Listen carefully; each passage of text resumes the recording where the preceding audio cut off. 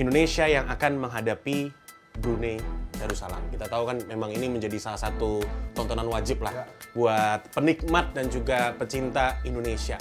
Mentality pemain-pemain muda ini, apakah mampu untuk dimainkan di starting 11 di pertandingan sepenting ini? Bermain di kandang, banyak supporter, mereka masih muda, tanpa mentality yang kuat, saya pikir sulit. Iya, ada momentum yang terjaga dan juga kalau kita melihat tim sangat solid ya. Mereka tidak ada klik-klik, tidak ada yang berbeda, grup A, grup B, grup C di dalam sebuah tim biasanya ada tuh. Tapi kali ini sepertinya harmoninya tercipta, mereka bersama-sama punya satu tujuan untuk bisa tampil baik untuk Indonesia.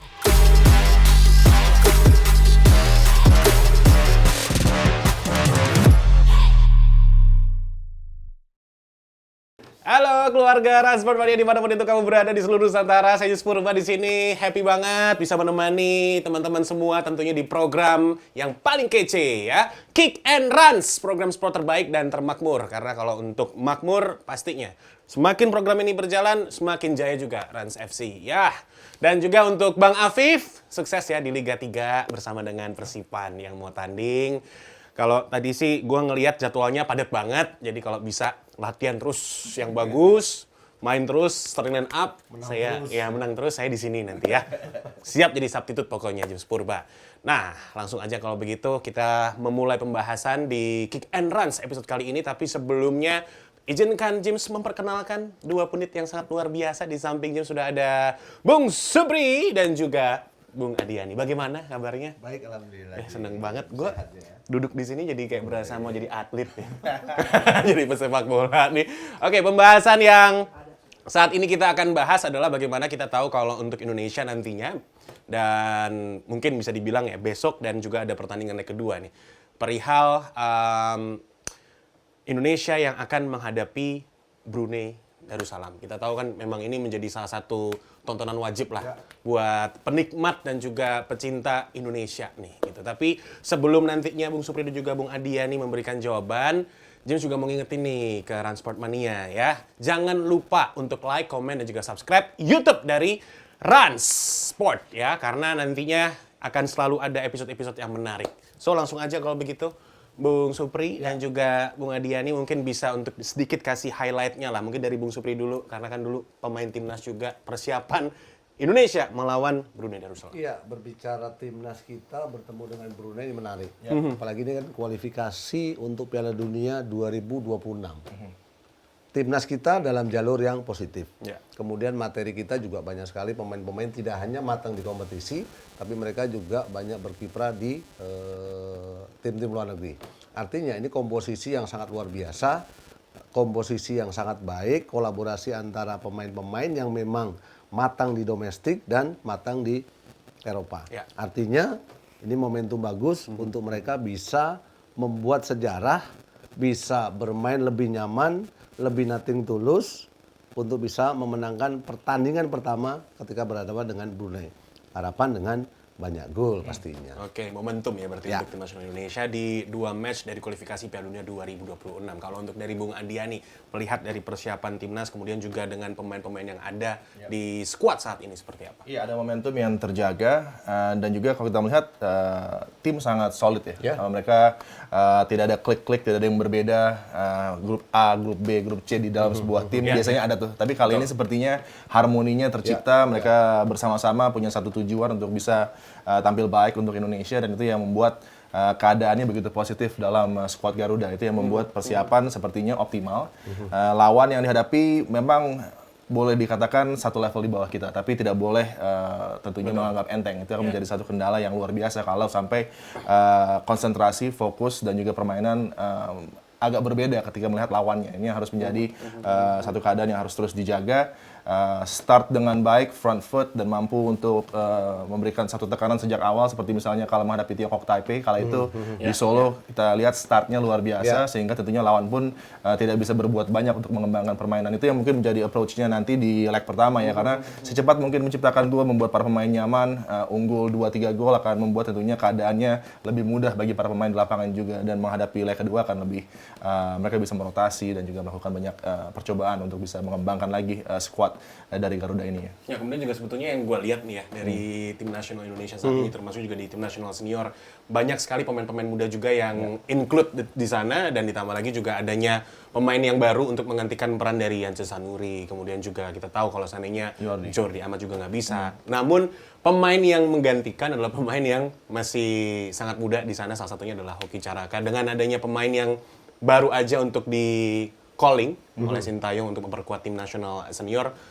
pendapat dari Bung Supri dan juga Bung Adiani seperti apa? Iya, pastinya kan Hoki kan diharapkan dia pemain muda, punya potensi. Diharapkan dia juga bisa untuk berbuat lebih banyak, terutama di depan. Artinya produktivitas gol yang ditunggu. Tinggal bagaimana nih mentality pemain-pemain muda ini. Apakah mampu untuk dimainkan di starting 11 di pertandingan sepenting ini. Bermain di kandang, banyak supporter, mereka masih muda, tanpa mentality yang kuat, saya pikir sulit. Tapi kembali lagi, momentum ini menjadi kesempatan untuk Hoki Caraka, dia harus menjawab bahwa dia layak untuk masuk tim nasional. Ya, termasuk juga tentunya pemain-pemain muda lain yang mungkin aja ya besok akan menjalani debut ya. Arkan Fikri, ya kan, kemampuan visinya sangat baik, kemudian bisa dikatakan dia menjadi proyeknya Sintayong, anak kesayangan Sintayong. Saya pikir wajar ya, karena memang dia dia juga mendapat menit bermain di Arema, sehingga pengalaman mentalitinya sudah terasa di kompetisi domestik. Ya, kemudian juga melihat dari komposisi di sektor ini serang ya, ramai banget kan di sana dengan adanya Rafael Struijk, kemudian juga ada Hoki Caraka, Dimas Derajat juga dipanggil di sana kan? Gitu.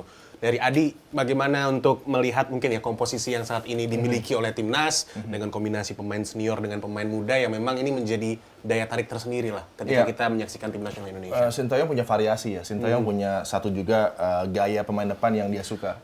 Tidak hanya sebagai focal point center forward dengan bergerak tidak terlalu leluasa, statik, tapi juga bisa bergerak ke flank dan juga drop deep. Ini yang menjadi keunggulan-keunggulan atribut dari para pemain yang dipilih oleh Sintayong di sektor depan. Hoki Caraka di PSS menjalankan tugas ini. Dia bisa hold up play, dia menunggu support lawan, kuat juga untuk kuda-kudanya. Ini juga menjadi satu keadaan yang sangat dibutuhkan oleh Sintayong, dan kita melihat ketika aksinya di U20 Piala Asia di Uzbekistan juga sangat baik sekali peran dia untuk bisa melit lapangan serangan bagi Indonesia. Tapi dia menjadi opsi kedua atau ketiga karena masih ada Dimas Derajat yang terus menjadi pilihan utama ya. Kalau kita melihat di kualifikasi Piala Asia juga, kala itu dia tampil begitu cemerlang.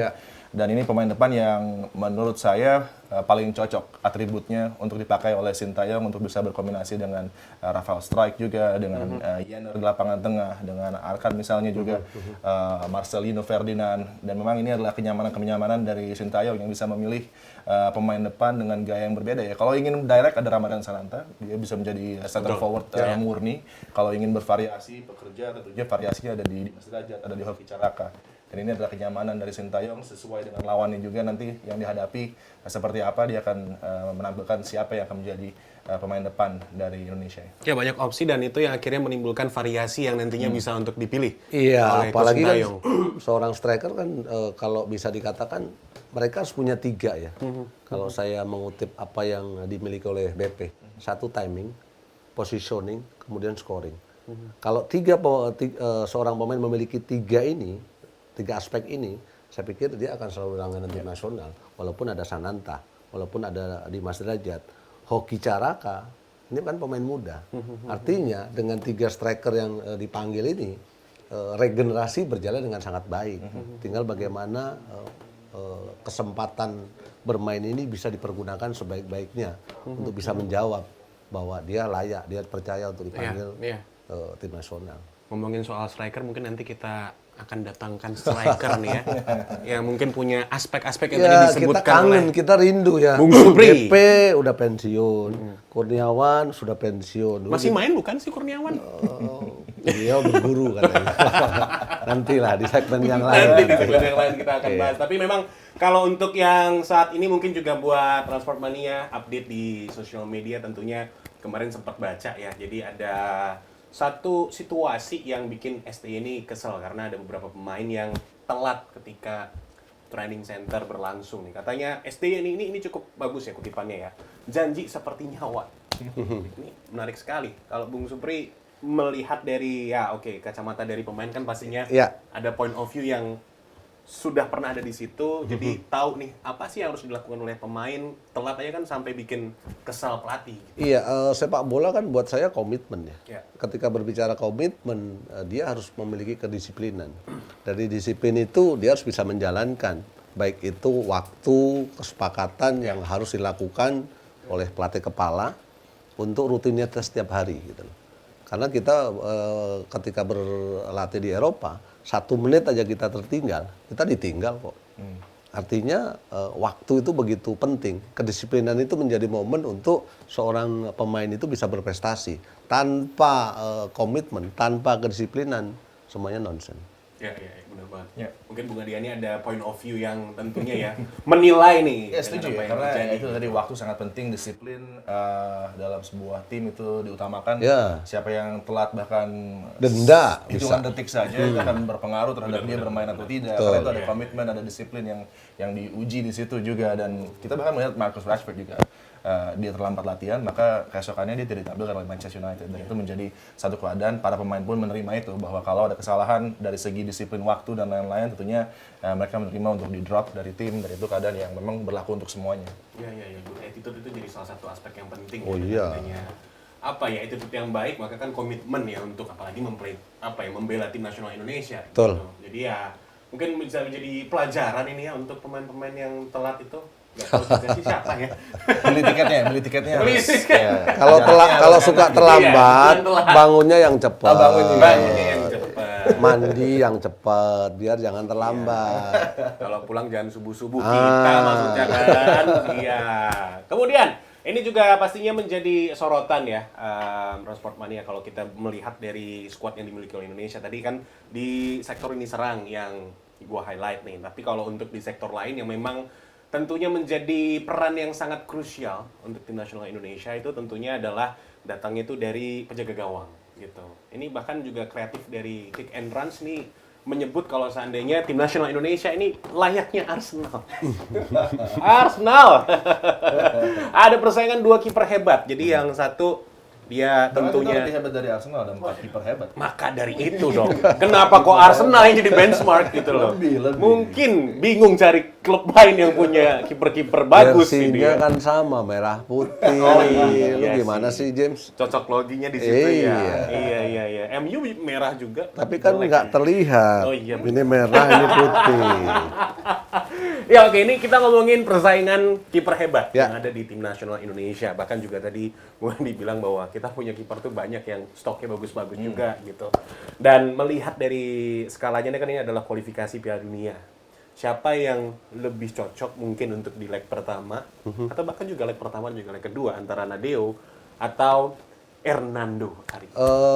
Perlu saya sampaikan bahwa sepak bola bukan usia, tapi kemampuan. Ya. Apalagi untuk seorang penjaga gawang, sekarang bukan goalkeeper, tapi goal player. Ya. Klasifikasi itu mungkin dimiliki oleh Hernando. Bagaimana ketenangan, bagaimana di saat tim kita itu membangun serangan untuk melakukan build up. Sepertinya Hernando sesuai kebutuhan yang diinginkan oleh Sintayong. Bukan mengecilkan Nadeo. Tapi semua penjaga gawang yang dipanggil, saya pikir itulah penjaga gawang terbaik yang dimiliki Indonesia untuk sekarang gitu loh. Tapi untuk kebutuhan permainan, kebutuhan tim, saya pikir Hernando akan menjadi pilihan utama. Oke. Bagi Adi, suggestion-nya mungkin ini kalau seandainya kita bicara soal penjaga gawang. FIFA Matchday yang lalu, Nadeo tentunya mendapatkan kesempatan bermain. Dan dia kembali dengan semangat tinggi, kualitas dipertunjukkan juga, tapi ya itu tadi, ketika sistem yang coba dilakukan oleh Sintayong mungkin build up dari penjaga gawang, starting position Nadeo juga terlalu dalam, sedangkan Hernando Ari bisa lebih tinggi dan dia bisa terlibat dalam build up untuk bisa short pass, satu juga sesekali dia akan kasih umpan panjang ketika lawan melakukan pressing gitu kan. Jadi variasi dari distribusi Hernando Ari lebih banyak dan ketika bermain di bawah pun lebih nyaman dengan kaki. Sedangkan Nadeo shot blocker yang luar biasa. Dia sudah membuktikannya bersama dengan Borneo dan konsisten juga ketika dibutuhkan oleh Sintayong untuk berlaga di level senior juga terus perform. Tapi tentunya kalau kita melihat kebutuhan dan melihat tentunya bagaimana tim ini berkembang dari segi bentuk build up-nya, tentunya Hernando Ari punya kesempatan. Tapi juga tidak terlepas dari kelemahan-kelemahan yang kemarin di-highlight oleh Persib Bandung. Dan itu sangat jelas bagaimana crossing masih menjadi kendala, sama halnya dengan David Raya misalnya. Ya, crossing juga masih menjadi satu keadaan yang belum membuat Hernando Ari cukup nyaman ketika dia harus berani mengambil sekaligus terkadang tanggung. Ini menjadi kadang-kadang yang masih harus bisa dicermati karena usia masih sangat muda, sangat panjang, development-nya juga masih bisa dilakukan coaching-coaching yang akan membuat dia levelnya meningkat lagi. Ya, apalagi kan lawannya Brunei ya. Bukan mengecilkan Brunei, tapi mereka bukan negara yang memiliki sejarah dan reputasi sepak bolanya bagus. Ya, betul.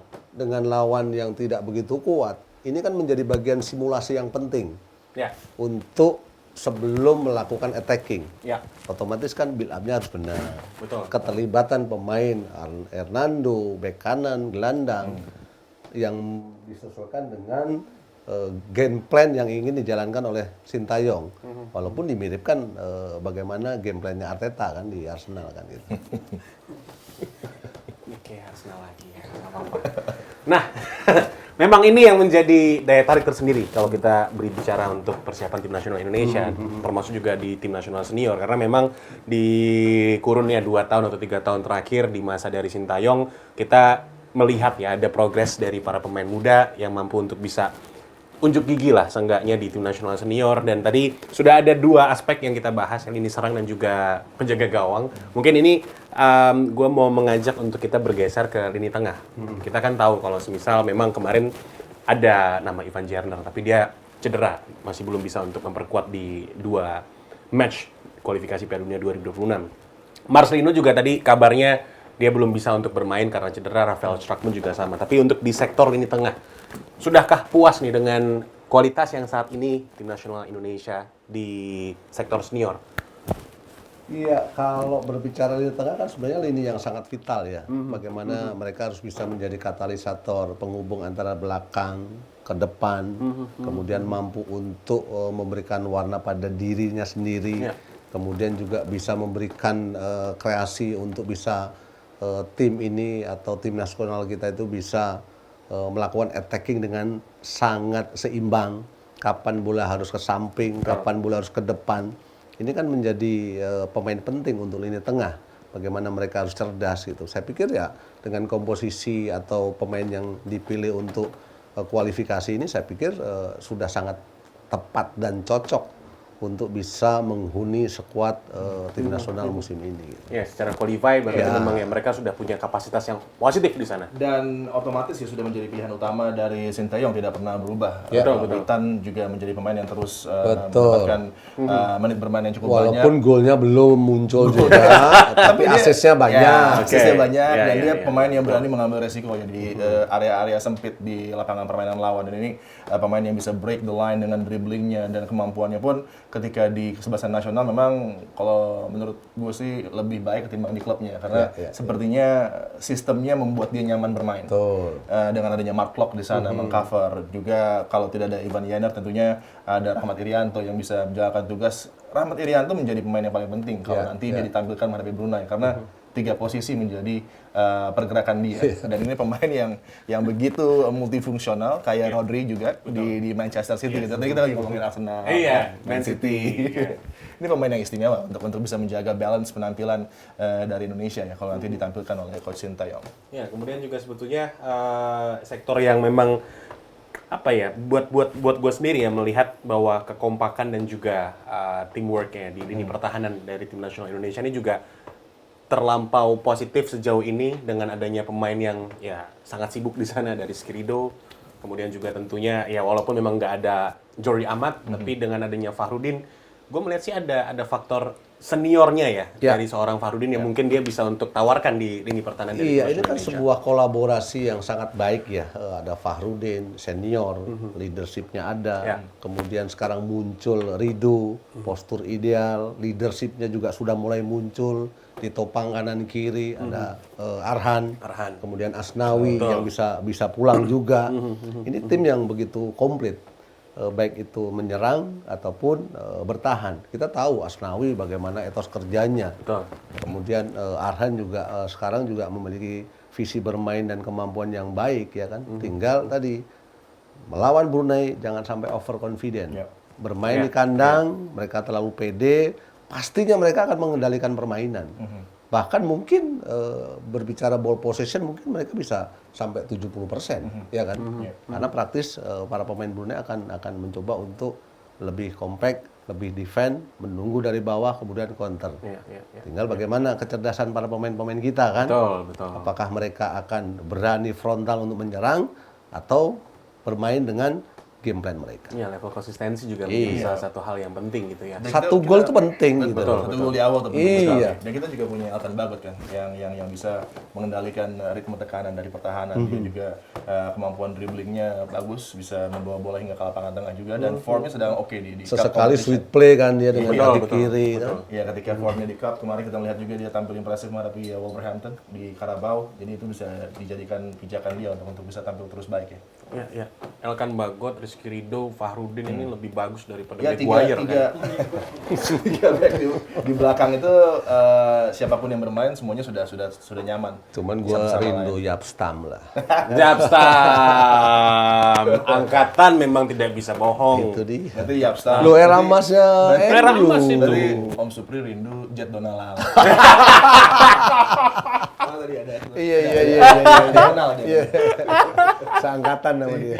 Ngomongin Bung Supri nih kan, pasti Bung Supri juga dulu punya pengalaman di tim nasional Indonesia, Primavera gitu kan. Bahkan juga yang pingin untuk kita tahu nih ya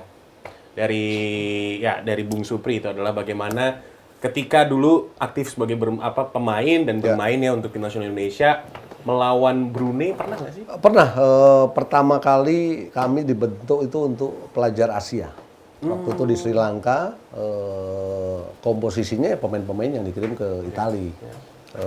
Ketemu Brunei, dan alhamdulillah kita menang. Kalau nggak salah 4-0 atau 3-0. 4-0 Ya. Itu pelajar ya. Iya. Usia ya 16-17 tahun lah. Gitu.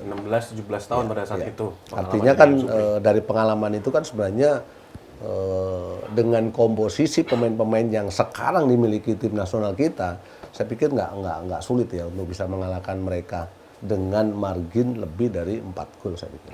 Atas 4 berarti ya. Iya, karena bermain home, bermain di GBK, ya kan? Ya kan? Iya. Karena produktivitas gol kan juga penting kan. Mudah-mudahan di leg kedua akan semakin banyak gol yang tercipta nanti. Iya, setuju banget sih sebetulnya. Walaupun memang tidak boleh untuk mendiskreditkan Oh ya, iya, dari Brunei Darussalam. kenapa saya mengatakan bisa tercipta 4 gol ya, minimal kan dengan pengalaman pernah mengalahkan mereka, tahu progres mereka seperti apa, kemudian kualitas pemain-pemain kita seperti apa, ya kan? Ini kan sebuah kemajuan potensi Indonesia yang sekarang sudah mulai terbuka, bisa bermain di Eropa, itu kan sangat penting untuk kematangan kemajuan tim nasional. Inilah kebanggaan kita tentunya ya, Transport Mania dengan adanya Bung Udah Supri. tidak ada nih, Iya. bukan itu. Liverpool di dada Ini. kalau ini. Iya. Bung Adi West Bromwich Albion di dada ya. Intinya ini Bung Supri nggak salah lah jadi one of the best pundit dengan pengalamannya dia gitu ya, dari pelajar. Dan sebelum Asnawi sudah Nyisir. overlapping. Betul. Nyisir dari pinggir. Iya, lewatin line lari sprint tuh. Luar biasa ini Bung Supri gitu ya. Nah ini Transport Mania kita mau kasih tahu nih daftar dari 25 pemain tim nasional Indonesia. Di posisi penjaga gawang ada Nadio Argawinata, kemudian juga ada Hernando Ari, ada Syarul Trisna, ini juga bagus ya. Bahkan kita bisa sampai ke Teja, Aku Alam, Betul. sampai di Persebaya, Andika Ramadhani juga ketika Hernando Ari membela tim nasional, dia juga step up gitu kan. Jadi banyak sekali talenta-talenta di penjaga gawang yang berlimpah. Jadi nyaman buat sang pelatih, talent pool-nya begitu dalam ya. Ini debutnya Wahyu Pras ya? Kali kedua. Oh, dua kedua. Atau yang kemarin udah. Rizky Ridho, Elkan Bagot, Asmi Mangku Alam, Sandi Walsh, Pratama Arhan, Sen Patinama juga ada di sana, Edo Febriansyah dan juga Fahrudin Arianto. Ya, ini terlihat ya Edo luar biasa progresnya. Sangat-sangat. Dari Liga 2, kemudian sempat bermain di Rans. Sekarang juga berbaju untuk Persib Bandung. Kemudian juga di lini tengah, jangan buru-buru kreatif ya. Ini lini tengah nih bagus banget nih. Ada Rahmat Irianto, Mark Locke, Ricky Kambuaya, Marcelino Ferdinand, Arkan Fikri, Witan Sulaiman, Egy Maulana Fikri yang lagi hot-hotnya juga On fire, United, betul. Sadil Ramdhani dan juga Zaki Ashraf. Ngeri ya, tengahnya ngeri ya. sebetulnya. Kalau Sadil perform, Witan perform, Marcelino menari-nari, saya pikir Arkan Fikri juga enak memberikan supply nanti. Iya, Arkan Fikri pemain yang istimewa di situ. Ya. Kalau dia bisa dipercaya menjadi pilihan utama, flow controller, dia juga piawai mencari passing. Betul. Buat rekan-rekannya, Ricky Kambuaya bisa tidak hanya bergerak penetratif, tapi juga intercept yang sangat penting ya. Dan Apalagi ditopang dua double pivot mereka ya. Betul. Sama Rahmat Irianto. Iya, dan peran-peran dari Egy, peran-peran dari Sadil akan begitu berfungsi karena ketika bermain narrow dengan pressing cepat mengambil bola di area kotak penalti lawan, maka akan langsung cepat Sadil bisa menggiring bola untuk menembak, Egy pun demikian gitu kan. Dan Banyak pilihan nih, lini depan juga akan kompetitif, akan menarik. Bisa mungkin Dimas Derajat atau mungkin Ramadan Sananta, mungkin di starting 11 ya kan. Dan jangan lupa ketika Dandi dipercaya menjadi false nine juga Menarik juga. luar biasa Kan? dia tampil. Di lini penyerangan ya. Walaupun timnya nggak progres ya kan, tapi dia muncul, ya kan, dia jadi warna. Timnya nggak progres ya. Sedikit terlambat maksudnya. Iya. Ayo dong gabung Rans aja. Dan ini merupakan preview dari tim nasional Indonesia ketika menghadapi Brunei Darussalam ya. Jadi total itu ada 11 laga Transfer Mania di mana Indonesia menang 7 kali, 2 kali imbang dan juga 2 kali mengalami kekalahan Iya, dan 2022 itu kalau nggak salah AFF. AFF. Ya. Itu sudah Sintayong kan. Ya. betul. Ketika itu mereka sudah menang 0-7. 7-0. Berarti kan nanti lebih. Iya kan? Aku banget. Dari aku. Itu babak pertama 3 gol, babak kedua 4 gol. Iya. Nanti besok Bisa. first leg 4, second leg 4. Iya, nambah 1 nggak apa-apa. Kalau enggak babak pertama 2, babak pertama 2, babak kedua 2. Tapi impactnya Paul Marser belum terasa juga. Iya. Belum bisa Masih untuk belum. merubah prestasi Brunei dalam waktu dekat kan. Kalau kita melihat dia ketika menjadi pelatih kepala Bayangkara luar biasa juga. Ya, karena memang game plan itu kan dibutuhkan pemain-pemain yang memang bisa mampu untuk mengaplikasikan. Artinya pemahaman taktikal secara individu itu kan sangat penting gitu. Ya, pemahaman individu sangat penting sekali. Oh iya. Ini back. Cuman pertanyaannya di Brunei ada SSB enggak? Ya itu Bahkan dia. tim terbaik Brunei mainnya di Liga Di Malaysia. Liga Malaysia. Iya, benar banget. Kematangan pemain kan dari kompetisi. Mereka aja nggak punya kompetisi. Gimana tim nasionalnya mau kuat? Itulah mengapa Bung Supri yakin sekali bahwa Oh iya, kita bisa yakin. di atas 7 gol. Luar biasa. Sadil 3 gol ya, Del. Wah, mantap. Tinggal telepon nanti sama Bung. Pelatihnya ada di sini kok. Pelatihnya di sini. Iya. Nanti kita akan ajak pelatihnya ke sini ya. Sobat Sportmania, tapi ini mungkin yang terakhir deh. Yang kita bahas ya adalah bagaimana ini ada apa ya, bisa dibilang keuntungan bagi Indonesia. Ketika nantinya bisa untuk memenangkan 2 pertandingan, maka akan ada bonus sebetulnya di mana Indonesia bisa untuk naik peringkat di FIFA. Karena kan dari 147, ketika nanti Indonesia bisa untuk memenangkan 2 pertandingan, kemungkinan besar Indonesia bisa untuk menempati pos 143. Kalau gua sih peringkat penting, tapi kemenangan lebih penting. Jadi ketika berbicara peringkat, lu menang dulu deh. Mantap. Gitu. Artinya apa? Momentum sebagai tuan rumah bertemu dengan tim yang notabene lemah, maksimalkan kemenangan dan banyak gol. Baru nanti peringkat akan Peringkat bonus Naik. nyusulin lah Ya. gitu kan. Karena kita yakin Indonesia Ya, bisa. ya. 2 pertandingan bagus. Terus habis Pasti. itu masuk ke grupnya bisa. walaupun bebas sudah semua. ditunggu nanti Irak kan. Irak. Irak, Vietnam. Ini kan bisa menjadi simulasi yang sangat baik. Betul. Di saat komposisi pemain-pemain yang terpilih di 25 ini sesuai dengan apa yang diinginkan oleh Sintayong. Menjadi simulasi yang baik untuk nanti bertemu dengan tim-tim yang lebih kuat lagi. Betul. Kabarnya nanti Paul Munster kalau kalah lawan Indonesia dia balik lagi nanti. Ke Bayangkara. Iya. Enak kan di Indonesia? Ya, begitu. Oke. Nah, Sportmania, sebelum lanjut lagi nih, aku mau ngingetin nih kepada kalian semuanya, jangan lupa untuk like, komen, dan juga subscribe YouTube dari Rans Sportainment. Penting banget, makin banyak subscribernya, makin semangat juga Rans FC untuk jadi juara Liga 1. Wow. Dan ini waktunya untuk kita kembali flashback ketika Indonesia mampu untuk mendapatkan kemenangan dengan skor 7 gol pada saat itu. Dan ini adalah line up yang terakhir ya. Ini kita bisa saksikan ya. Dulu masih ada Ilyas Pausujevic. Ya. Kemudian juga di lini tengah tentu memang ada beberapa perubahan ya pastinya. Tapi ada nama-nama Dendi Sulistiawan. Kemudian juga di sana masih ada Syarian Abimanyu pada saat itu. Di pos back ada Hansamu Yama.